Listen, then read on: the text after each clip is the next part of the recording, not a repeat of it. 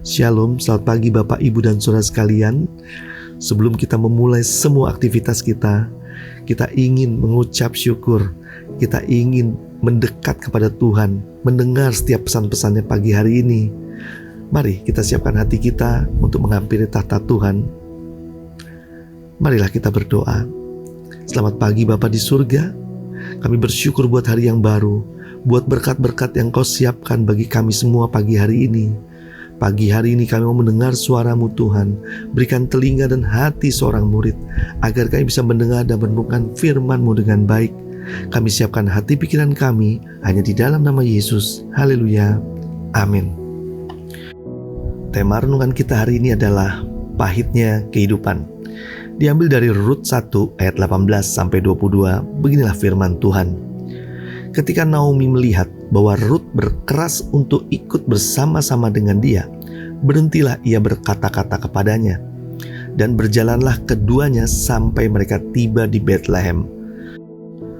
Ketika mereka masuk ke Betlehem, gemparlah seluruh kota itu karena mereka. Dan perempuan-perempuan berkata, "Naomi kah itu?"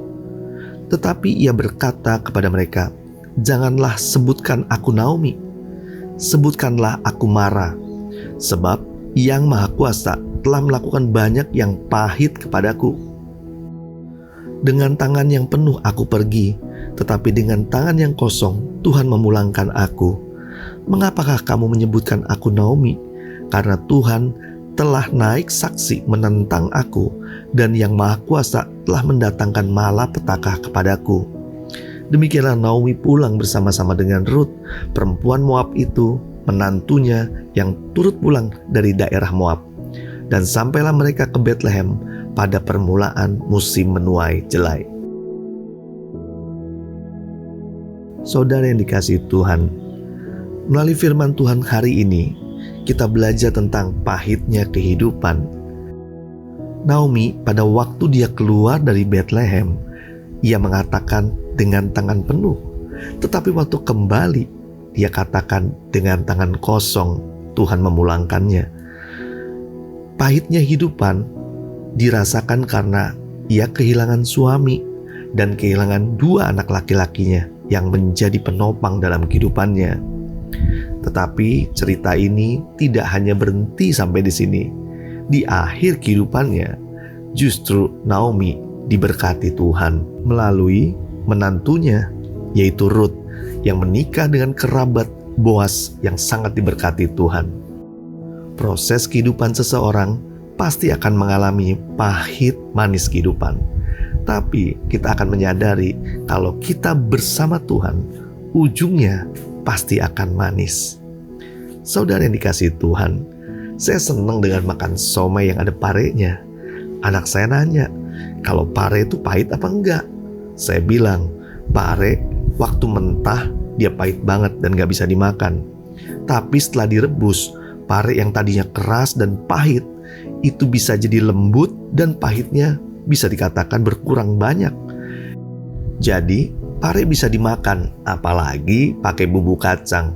Sangat nikmat rasanya. Jadi pare yang naturnya pahit tetap ada rasa nikmat di dalamnya jika diolah, direbus, ditumis, dan dibumbui. Akan menjadi nikmat rasanya.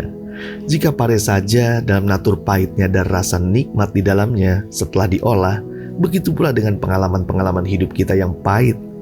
Jika kita rasakan sangat gak enak, tetapi ujungnya jika kita mau melalui proses Tuhan, mungkin proses itu yang membuat kita gak tahan.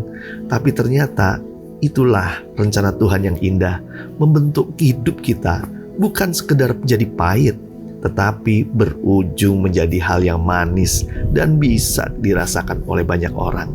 Marilah kita berdoa. Bapa yang baik, kami telah mendengar kebenaran-Mu.